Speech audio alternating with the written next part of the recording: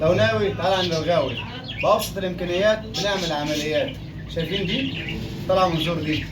القطة دي تمام ليه أكتر من كام يوم يا باشا؟ 4 5 أيام. 4 5 أيام ما بتاكلش، عايشة على الماية. إيه السبب؟ شايفين على الماية واقفة في زورها.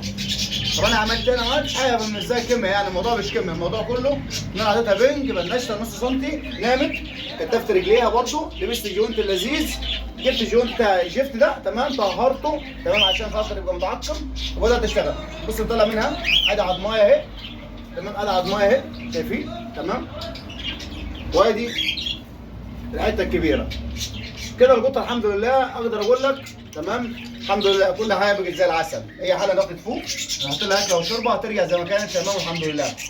خلي بالك وانت تاكل قطتك، وبالذات القطط الصغيره اللي زي دياتي ما بتقدرش تطحن.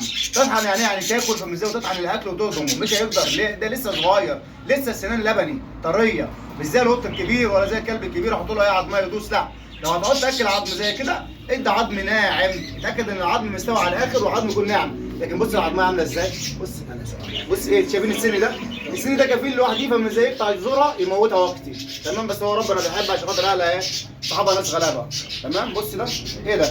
ايه ده؟ حرام ولا حلال؟